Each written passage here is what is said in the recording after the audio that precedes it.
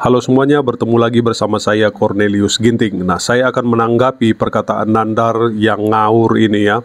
Nandar ini memframing beberapa ayat Alkitab lalu mencocok-cocokkannya dengan ajarannya. Dalam Matius 5 ya, nomor ke-20 di situ dikatakan apabila keberagamaanmu tidak lebih benar dari keagamaan orang-orang Yahudi, orang-orang Farisi, ahli-ahli Taurat, kalian tidak akan masuk surga. Jadi yang kita bahas ini konsep keselamatan dalam iman Kristen dan Islam. Menurut Yesus, saya justru bertanya-tanya, saudara, di mana Yesus menjanjikan keselamatan, sementara Yesus dengan tegas, apabila keagamaanmu tidak lebih benar dari keagamaan ahli-ahli Taurat dan orang Farisi, kalian tidak akan masuk surga. Bukan hanya Yesus yang mengatakan, Kohdondi. Bahkan Paulus mengatakan, saudara-saudari yang terkasih, di dalam Galatia 5, nomor ke-19, tentang keinginan daging dan keinginan roh. Kalau keinginan roh saya hafal, Kohdondi.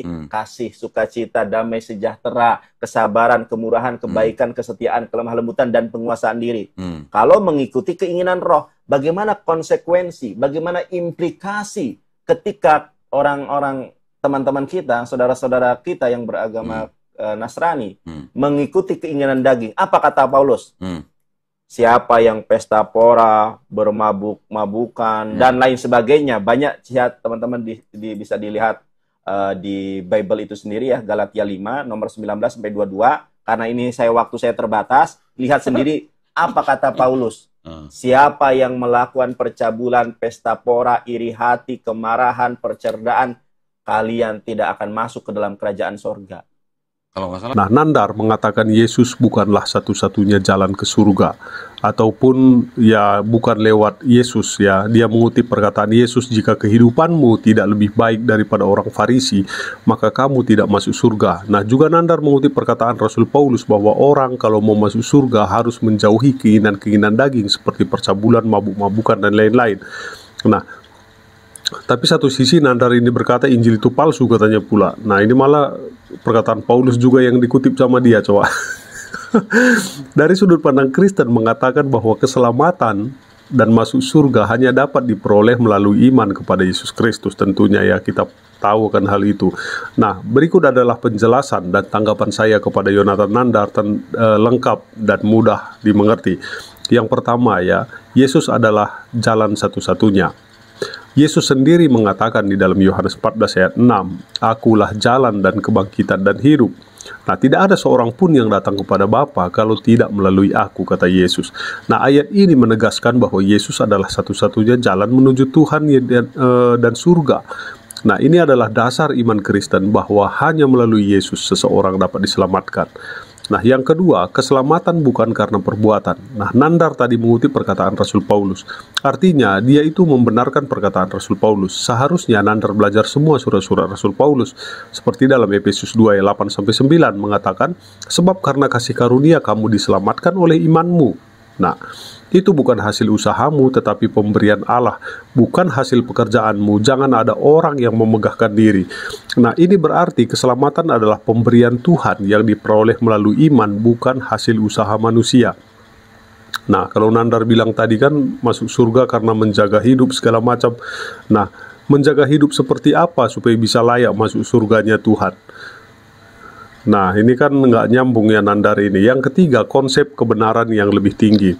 Dalam Matius 5 ayat 20, Yesus berkata, jika hidup keagamaanmu tidak lebih benar daripada hidup keagamaan ahli-ahli Taurat dan orang-orang Farisi, sesungguhnya kamu tidak akan masuk ke dalam kerajaan surga. Nah, Nandar tadi mengutip ini. Maksud dari perkataan ini adalah bahwa kebenaran yang diminta oleh Yesus adalah kebenaran hati, bukan hanya sekedar mematuhi hukum secara lahiriah. Orang Farisi seringkali mematuhi hukum secara ketat, namun hati mereka tidak murni ya, dan sering penuh dengan kesombongan dan kemunafikan. Nah, Yesus mengajarkan bahwa kebenaran sejati datang dari hati yang tulus dan hubungan yang benar dengan Allah. Nah, Yang berikutnya adalah menjauhi keinginan daging. Nah, Rasul Paulus tentang kehidupan Kristen. Nah, Paulus memang menasihati untuk menjauhi keinginan-keinginan daging seperti percabulan, kemabukan, dan lain-lain. Nah, Galatia 5 ayat 19-21 mengatakan, perbuatan daging telah nyata, yaitu percabulan, kecemaran, hawa nafsu. Barang siapa melakukan hal-hal demikian, ia tidak mendapat bagian dalam kerajaan Allah. Nah, ini berarti bahwa gaya hidup yang tidak sesuai dengan kehendak Allah menunjukkan kurangnya transformasi dalam kehidupan seseorang yang benar-benar beriman kepada Yesus. Nah, namun sekali lagi, menjauhi dosa bukanlah syarat untuk memperoleh keselamatan, tetapi hasil dari perbuatan hidup karena iman kepada Yesus. Nah, kita beriman dahulu, baru kita melakukan hal yang baik. Nah, jadi kesimpulannya adalah dalam pandangan Kristen, keselamatan adalah melalui iman kepada Yesus Kristus saja. Hidup yang lebih baik dari orang Farisi dan menjauhi keinginan daging adalah bukti dari iman yang sejati dan transformasi yang dilakukan oleh Roh Kudus dalam diri orang yang percaya. Nah, berikut adalah ringkasan dalam bahasa yang lebih sederhana biar kita mengerti.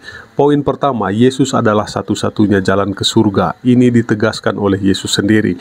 Yang kedua, keselamatan adalah hadiah dari Allah dan bukan hasil dari usaha manusia. Yang ketiga, kebenaran yang diminta Yesus adalah kebenaran hati, bukan hanya ketaatan hukum lahiriah. Yang keempat, menjauhi dosa adalah hasil dari iman kepada Yesus dan bukan syarat untuk memperoleh keselamatan. Nah, ini adalah pandangan dasar Kristen dan Alkitab. Nah, jadi orang Kristen percaya meskipun berbuat baik dan menjauhi dosa itu penting, keselamatan itu sendiri hanya melalui Yesus Kristus. Nah, bagaimana menurut kalian? Kasih di kolom komentar.